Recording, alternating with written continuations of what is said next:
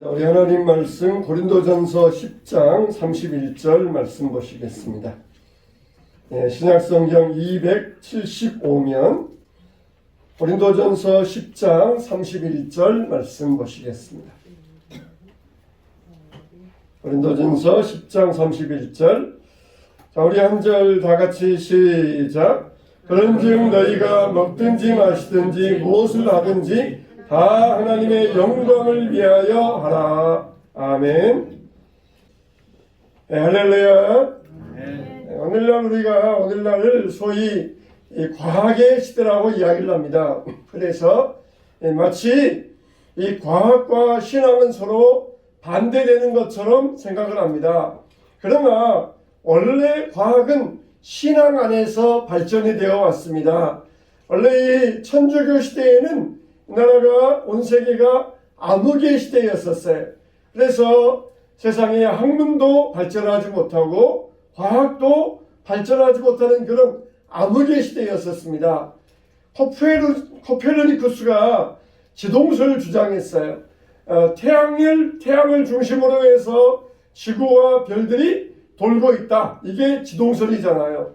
그래서 지동설을 주장했을 때에 천주교에서는 코페르니쿠스를 이 종교 재판에 회부했습니다. 그러다가 이제 코페르니쿠스는 죽고 말았고, 그리고 그 코페르니쿠스의 이론이 숨겨지고 말았어요. 그러다가 이제 갈릴레오와 케플러가 다시 지동설을 주장했습니다. 그런데 갈릴레오는 천주교인이었고 케플러는 개신교인이었어요. 갈릴레오는 종교 재판에 와서 이 지동설을 철회해라 그랬을 때에 철회하고 나오면서 한 말이 유명합니다. 그래도 지구는 돈다. 그런 말을 하면서 갈릴레오가 나왔어요. 그러나 케플러는 개신교인이었습니다. 이렇게 개신교 안에서 자유롭게 과학이 발전되었어요. 천주교는 오직 성경 해석의 권한이 사제에게만 있습니다. 사제가 성경을 해석해 주는 대로 그대로 받아서 먹는 게 천주교의 신앙의 모습이에요. 그런데 개신교는 모든 성도들이 다 왕같은 제사장들이다. 그래서 모든 성도들이 다 성경의 권한을 가지고 성경을 자유롭게 해석할 수 있었습니다. 그런 이 신앙적인 분위기 가운데서 개신교의 신앙적인 분위기 가운데서 과학이 마음껏 발전했었어요. 그래서 개신교가 들어간 나라들마다 과학이 크게 발전되었습니다. 천주교가 있는 나라들은 과학이 별로 발전되지 않았어요. 중세시대만 해도 중국이나 아랍 지역의 사람들의 과학이 훨씬 더 높았습니다. 중국이 또 아랍 지역의 사람들이 훨씬 높은 문명과 과학을 가지고 살았어요. 근데 개신교가 종교개혁을 일으키면서 마음껏 신앙의 자유 안에서 성경적인 자유 안에서 마음껏 자유롭게 이 신앙과 과학과 철학과 이론을 발전시켜 나아갈 수 있었던 것입니다. 이게 바로 개혁의 힘이에요. 그래서 오늘날도 종교개혁은 계속되고 있습니다. 오늘날 우리는 썩은 물이 아닙니다. 소위 썩은 물 그러잖아요. 썩어 있는 물이 아니라 우리는 항상 새로워진 물이에요. 항상 샘솟는 신앙이 되어야 됩니다. 우리의 신앙도 썩은 물이 되어서는 안 됩니다. 항상 새롭게 하나님으로부터 공급받아서 무엇으로부터? 성경 말씀으로부터 새롭게 공급을 받아서 우리의 심령이 항상 새로워져야 됩니다. 항상 주 안에서 우리의 신앙이 새롭게 되어지게 되시기를 주님의 이름으로 축원합니다. 축원합니다. 자, 오늘 저를 보세요. 우리가 사랑과 예배에는 외면과 내면이 있다 그랬어요. 그래서 사랑도 속마음으로 하는 사랑이 있고 외면적으로 행동으로 하는 사랑이 있다고 그랬습니다. 우리가 예배도 마찬가지. 예배도 내면적으로 드리는 예배가 있고 외면적으로 드리는 예배가 있어요. 그래서 지난주에는 마음으로 하나님을 찬양하기, 내가 마음으로 내면적으로 어떻게 하나님을 예배할 수 있을까? 그런 이 말씀을 드렸습니다. 그래서 먼저는 생각으로 하나님을 찬미한다 그랬어요. 욥이 고난당한 다음에 생각하고 생각했더니 하나님은 옳으십니다. 주신 자도 여호와시요 취하신 자도 여호와이십니다. 그렇게 욥은 생각으로 하나님께 예배하였던 것입니다. 우리는 사랑으로 하나님을 예배할 수 있어야 돼요. 이웃을 내 몸처럼 사랑하라. 이렇게 사람들을 사랑할 때 하나님이 받으시는 예배가 되는 것입니다. 우리는 또 믿음으로 하나님을 예배해야 됩니다. 다니엘 세 친구가 우상 앞에 절하지 않는다는 이유로 풀무불 가운데 들어가게 되었어요. 이 세 친구의 믿음은 우리를 풀무불 속에서 하나님께서 건져 주실 줄로 믿습니다. 그러나 그리 아니하실지라도 우리는 하나님을 믿고 우상을 섬기지 않겠습니다 하는 이 믿음으로 하나님을 예배하고 하나님께 나아갔던 것입니다. 바로 이 믿음이 우리의 예배가 되는 것이에요. 우리는 또 감사함으로 하나님을 예배해야 됩니다. 감사가 모르는 마음은 하나님을 의심하고 하나님을 불신하는 마음입니다. 우리는 갈망함으로 간절함으로 이 예배를 여러분들 사모함으로 그게 바로 예배가 되는 것이에요. 예배 나올 때 어떤 시간에 나오느냐, 저 얼마나 갈망하고 사모하여서 어느 시간에 나오느냐, 이게 바로 우리에게는 간절한 예배가 되는 것이에요. 그래서 예배를 갈망하는 사람들은 늦게 나오지 않습니다. 항상 일찍 나와서 준비하는 사람, 이게 바로 예배를 갈망하는 사람들입니다. 이게 바로 내면의 예배예요. 오늘은 이 외면의 예배가 무엇이냐, 우리가 겉으로 드러나는 예배를 드려야 되는데, 참된 예배를 드려야 되는데, 이런 예배는 어떤 예배이냐, 우리가 오늘 행함으로 하나님을 찬미하기, 외면의 예배에 대하여 같이 말씀을 나누도록 하겠습니다. 첫째로 이 외면의 예배는 뭐냐, 따라서 합시다. 순종으로. 네, 우리가 외면에 드리는 예배는 순종함으로 드리는 예배입니다. 여러분, 우리가 내면적인 것만 예배가 아니고 외면적인 것도 예배예요. 속으로, 내가 마음속으로 진심으로 드리는 예배도 예배이고, 내가 행함으로 순종하는 예배도 예배입니다. 그런데 복음과 율법을 구별하면서 내가 내면적으로 사랑하는 것은 복음이고, 외면적으로 순종하는 것은 율법이다, 이런 식으로 나누는 사람들이 있어요. 이거는 잘못된 것입니다. 우리가 순종도 복음입니다. 요한복음 14장 15절 말씀에 너희가 나를 사랑하면 나의 계명을 지키리라, 이렇게 말씀해 주셨어요. 사랑하면은 순종하게 되어 있다는 말씀입니다. 우리가 하나님 말씀에 순종한다, 이 말은 하나님을 사랑한다는 뜻입니다. 그래서 내가 사랑한다는 그 증거가 어디 있느냐? 순종하는 데 있어요. 우리가 사랑하면은 순종하게 되어 있잖아요. 사랑하면은 서로 순종하고 행동하고 서로에 대해서 잘 행해주는 것이 바로 이 사랑의 증거가 아니겠습니까? 그래서 우리는 이 순종은 노예적으로 하는 것이 아닙니다. 자녀는 정말 자발적으로 그렇게 순종하지만 노예는 억지로 순종하는 모습을 가지고 있어요. 정말 여러분들이 오늘 예배에 참석하는 것, 이게 바로 순종입니다. 할렐루야. 저 여러분들은 하나님 말씀에 순종하여 이 예배에 참석한 것이에요. 하나님 앞에 예배 드리는 것, 이게 바로 하나님 앞에 큰 상급을 받게 될 것입니다. 저는 확신합니다. 분명히 확신해요. 이 예배에 참석하는 것, 그게 바로 하나님 앞에 큰 상급이 될 것입니다. 그러니까 예배를 우리가 참석하지 아니한다, 이 말은 하나님은 별로 우리 예배를 받으실 가치가 없다, 그렇게 말하는 것과 똑같은 것입니다. 어떤 것이 가치 있다, 가치 없다, 그걸 누가 정합니까? 하나님이 정하셔요. 하나님이 정하십니다. 우리는 그거에 따라야 됩니다. 여기에 돌멩이 하나가 있어요. 근데 무식하면은 다이아몬드를 보면서도 이건 쓸모없는 돌멩이다 그러면서 던져버립니다. 그러나 전문가들은 이것이 정말 돌멩인지 다이아몬드인지 구별하여서 정확하게 판별해냅니다. 이 가치를 누가 결정해요? 전문가들이 결정합니다. 전문가들이. 돌멩이냐 다이아몬드냐 전문가들이 결정해요. 근데 전문가도 아니면서 자기가 돌멩이를 다이아몬드라고 그러고 다이아몬드를 돌멩이라고 그러고 그러면은 그 가치의 판단이 쓸모가 없는 것이에요. 가치는 누가 결정합니까? 하나님께서 결정하셔요.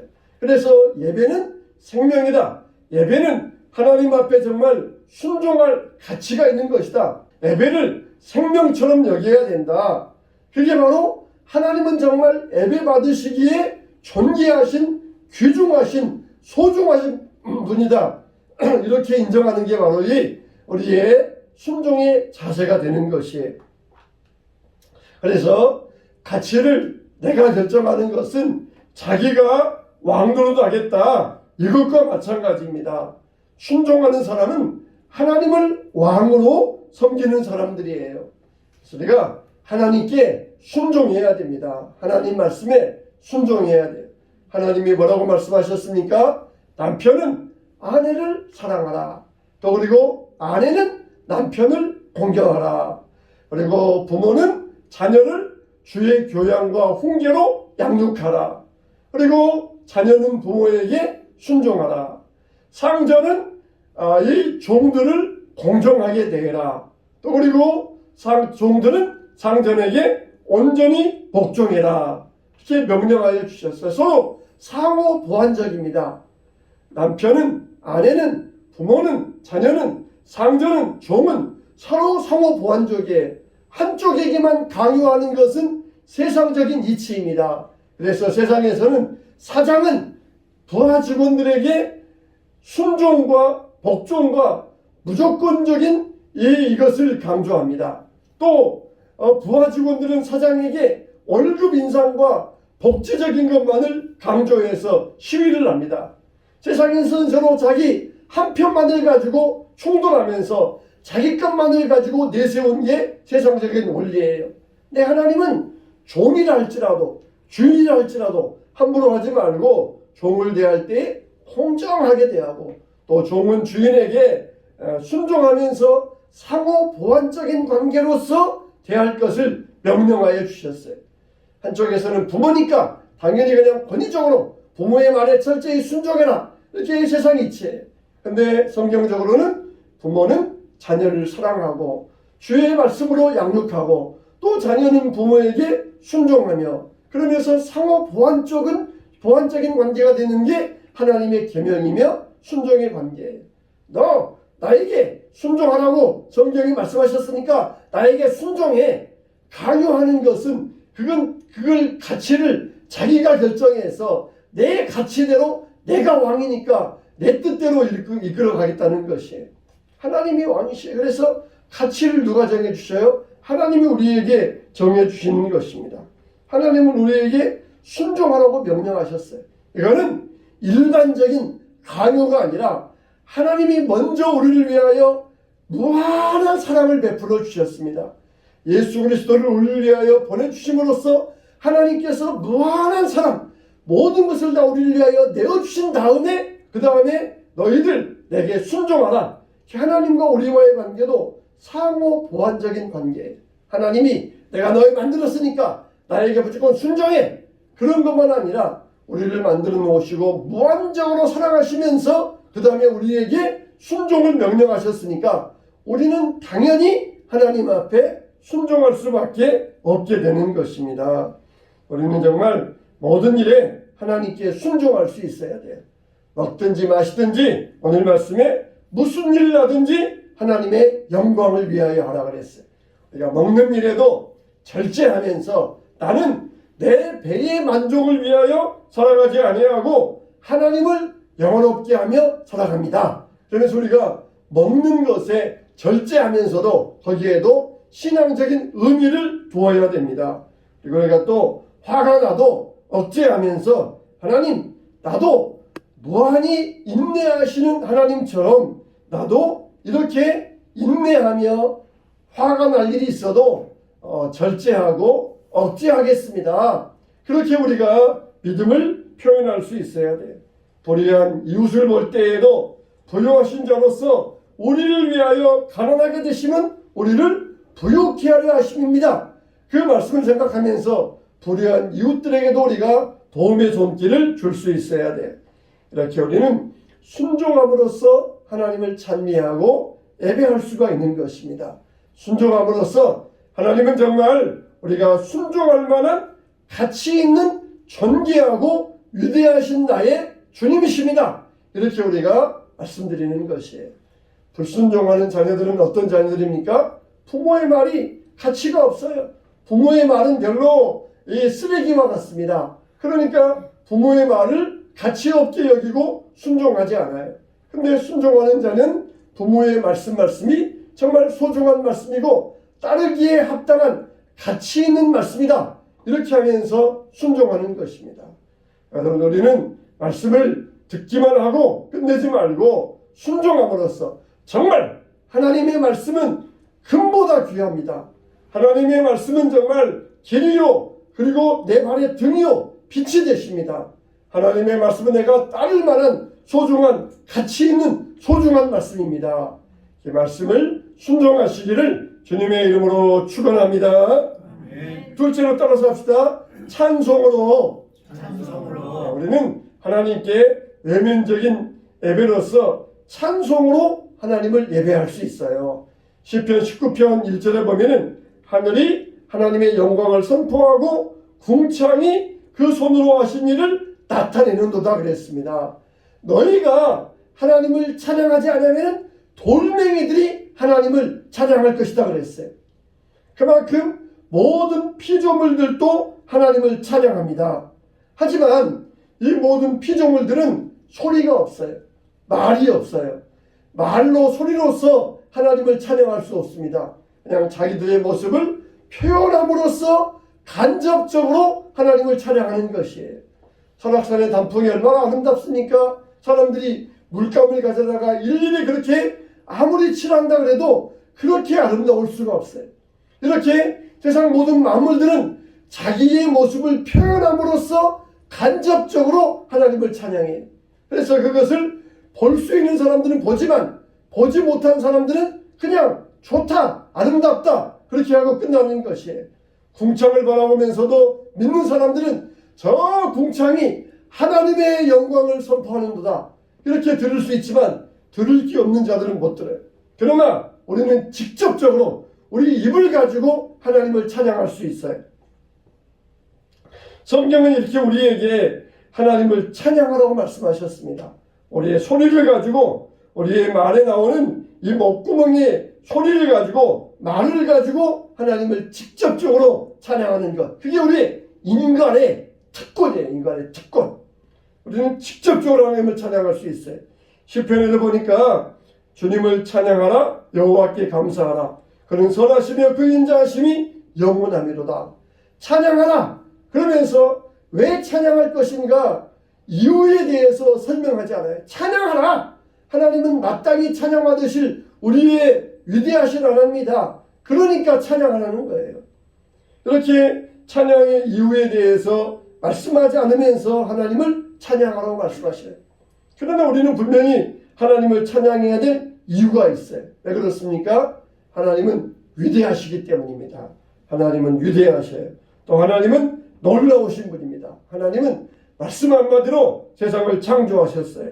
세상 사람들은 억만 년을 거치면서 지구가 이렇게 차근차근 진화되었다 말하지만 분명히 성경은 하나님께서 말씀 한마디로 세상 만물을 창조하셨다고 말씀하셔요. 여러분, 이게 얼마나 놀라운 일입니까? 이 하나님을 우리가 찬양해야 돼요. 또 하나님은 거룩하신 분이세요. 하나님은 거짓말할 줄 모르시고 죄 지을 줄 모르십니다. 또 하나님은 능력이 많으셔요. 하나님은 못하실 일이 없습니다. 하나님은 또 영원하신 하나님이세요. 우리가 이것을 보면서 인간에게만 있는 찬양의 특권을 마음껏 사용하여서 하나님의 위대하심, 하나님의 놀라우심, 하나님의 영원하심, 하나님의 거룩하심, 하나님의 능력 많으심을 찬양하시기를 주님의 이름으로 축원합니다. 세 번째로 따라서 합시다. 우리의 말로 우리의 말로 하나님을 찬양하고 예배할 수 있어요. 우리의 말이 예배입니다. 우리는 정말 말하지 않고는 살 수 없어요. 예수님은 사람의 마음에 가득한 것이 말로 나온다고 그랬습니다. 우리는 정말 사람들에게 격려함으로써 예배할 수가 있어요. 이 썩을 놈, 못될 놈, 그러면은 저주의 말이 되어서 이거는 마귀를 예배하는 거예요. 마귀. 우리는 사랑하는 자들아, 정말 얼마나 아름다운 거, 얼마나 어여쁜 거, 즉 격려의 말을 함으로써 그게 바로 하나님께 예배가 되는 것입니다. 미국의 최초의 흑인으로서 주지사가 된 흑인 주지사가 있어요. 이 사람이 원래 어렸을 때에는 그 흑인들이 그러하듯이 말썽꾼이었습니다. 학교도 잘 다니지 아니하고 맨날 학교 담장만 뛰어내리고 그러면서 말썽만 피고 다녔어요. 근데 어느 날 그날 또 이제 학교를 빠지고 학교 담장을 뛰어넘어가지고 도망가려고 학교 담장을 딱 뛰어내렸는데 그 앞에 교장 선생님이 딱 서 계시는 것이에요. 교장 선생님과 이 학생의 눈이 딱 마주쳤습니다. 교장 선생님이 이 학생을 혼내는 것이 아니라 이렇게 말씀하는 것이었어요. 내가 너의 눈을 보는 순간 나는 금방 너를 알아보았단다. 너는 앞으로 뉴욕의 주지사가 될 거야. 그렇게 이 아이에게 혼내지 아니하고 그 말을 하고 딱 가셨어요. 이 말 한마디가 아이의 마음에 꽂혀가지고 인생을 바꿨습니다. 그래, 나는 앞으로 뉴욕의 주지사가 될 거야. 뉴욕의 주지사가 될 거야. 그러면서 열심히 공부하게 되었고 주지사가 된다는 목표를 가지고 드디어 흑인 최초의 주지사가 되었습니다. 주지사가 되어가지고 기자들이 몰려와서 인터뷰를 합니다. 당신은 어떻게 흑인으로서 최초의 주지사가 될 수 있었습니까? 그러면서 자기의 일화를 소개한 거예요. 교장 선생님이 내 눈을 보는 순간 당장 알아보았다. 너는 뉴욕의 주지사가 될 거다. 그 말씀 한마디가 날 변화시켰습니다. 그래서 기자들이 또 아직 나이가 들어서 살아계시는 교장 선생님에게 몰려갔어요. 선생님, 어떻게 선생님에게서는 애언력, 예지력이 있어가지고 이 아이가 주지사가 될 줄을 알아보셨습니까? 그런 애언의 신통함이 어떻게 선생님에게 있었습니까? 물어보니까 이 나이 많으신 교장 선생님이 말씀하시기를 내가 무슨 애언의 능력이 있겠습니까? 그러나 나는 단지 아이들을 사랑할 뿐입니다. 그렇게 이야기했어요. 그 아이를 사랑하여서 이 아이가 이들은 나가면 삐뚤어져 나가면서 깽당이 되고 깡패가 되고 흑인들의 앞날이 뻔한데 이 아이를 사랑하여서 이 아이를 불쌍히 여겨서 내가 너의 눈을 보는 순간 한순간에 알아보았다. 너는 앞으로 커서 뉴욕의 주지사가 될 거야. 사랑하는 마음으로 이 아이에게 격려하였을 때에 그 말이 힘이 되었던 것이에요. 우리는 정말 저주하는 말, 너 틀렸어, 너는 구제불능이야, 이런 말은 하나님의 일하심을 부인하는 것입니다. 얼마든지 하나님 안에서는 인간의 가능성이 있어요. 아무리 살인 강도라 할지라도 말썽꾼이라 할지라도 아무리 그 집안에 이 불우한 집안이라 할지라도 하나님이 일하시면은 얼마든지 변화시킬 수가 있습니다. 이런 말들은 하나님의 일하심을 부인하는 것이에요. 나는 주 안에서 복된 자야. 그러면서 우리는 격려의 말을 통하여서 하나님을 예배해야 됩니다. 우리가 교회 안에서 서로 격려해주고 위로해줄 때에 그 말이 우리의 예배가 되는 것입니다. 우리는 또 진실한 말로 하나님을 예배해야 됩니다. 거짓말을 입에 달고 사는 것은 하나님께 대적하는 것이에요. 정말 저 사람은 진실한 사람이야. 저 입에서 나오는 말은 틀림이 없어. 진실한 말로 하나님이 영광 받으시고 예배를 받으십니다. 우리가 죄의 고백의 말로 우리는 정말 하나님께 예배할 수 있습니다. 반대로 험담하고 비난하고 비방의 말을 한다면 성령을 근심하게 하는 일이에요. 또 젊은 사람들 같으면 음란한 말을 한다면 이거는 세상의 욕정을 따라가는 일이 되는 것입니다. 우리가 하는 말이 곧 예배가 돼요. 우리는 말을 통하여서 하나님이 영광 받으시고 하나님께 드려지는 예배가 되는 것입니다. 그래서 예수님은 말씀으로 이 땅에 오셨던 것처럼 우리 말이 없이는 우리는 아무것도 할 수가 없어요. 우리는 말로 하나님께 예배를 드려야 됩니다. 네 번째로 우리는 따라서 합시다. 섬김으로. 여러분, 섬김이라고 하는 것은 내 중심이 아니라 하나님 중심입니다. 그거예요.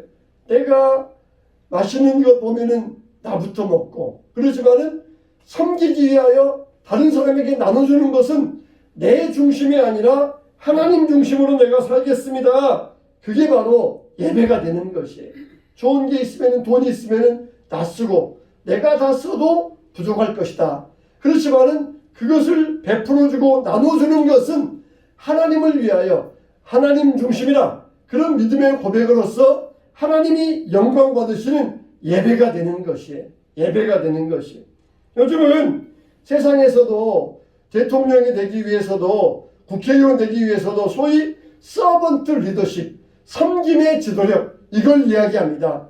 그래서 대통령 되기 위해서 나는 여러분의 종으로 섬기겠습니다. 그렇게 공약을 내세워요. 그런데 이거는 자기의 통치를 위하여서 자기의 유익을 위하여 하는 말이에요. 그러나 우리의 섬김은 무엇입니까?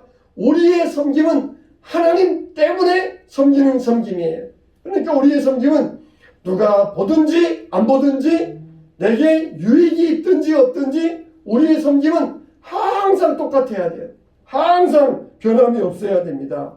세상에 섬김이라고 하는 것은 자기에게 유익이 있으니까 서번트 리더십을 되고 대통령이 되고 그러지만은 우리의 리더십, 우리의 섬김은 하나님 때문에 하는 섬김이기 때문에 조건과 환경에 상관이 없어요. 내게 유익이 되어도 내게 불리해도 내가 편리해도 내가 불편해도 누가 보든지 안 보든지 하는 이 섬김의 본, 이건 바로 하나님 때문에 하는 것. 그래서 하나님이 우리의 섬김을 통하여서 예배를 받으시는 것입니다. 다섯 번째로 우리는 따라서 합시다. 증언으로. 우리는 증언으로. 이건 무슨 말씀입니까? 전도의 말. 전도함으로써 우리는 하나님께 예배할 수가 있어요. 사마리아 여인은 예수님을 만난 다음에 제일 먼저 한 일이 사람들에게 찾아가서 예수님을 증거하는 일이었습니다. 정말 우리는 이렇게 예수님을 전할 수 있어야 돼요. 어떻게든지 믿는 사람들은 알려지게 되어 있어요. 그러니까 어떻다가 그냥 마지못해서 직장에서 내가 믿는 사람이라 알려지는 것보다 내가 자발적으로 나는 믿는 사람입니다. 먼저 알리는 게 얼마나 좋겠습니까? 우리는 우리의 증언한 말로, 우리의 증언으로서 하나님 앞에 예배할 수가 있어요. 마지막 여섯 번째로 따라서 합시다. 인내함으로. 우리는 인내함으로써 하나님께 예배하고 하나님을 사랑할 수가 있습니다. 우리는 복음을 떠나지 않아야 돼요. 에베소 교회를 향하여서 너의 처음 사랑을 버렸다, 그렇게 말씀하셨어요. 처음 사랑이라는 것은 무엇입니까? 처음 행위예요. 열정적으로 예수님 만났을 때 그 믿음이 뜨거웠을 때 그 행위를 너희가 버렸다. 그래서 너희는 처음 사랑을 버렸느니라, 이렇게 말씀하셨어요.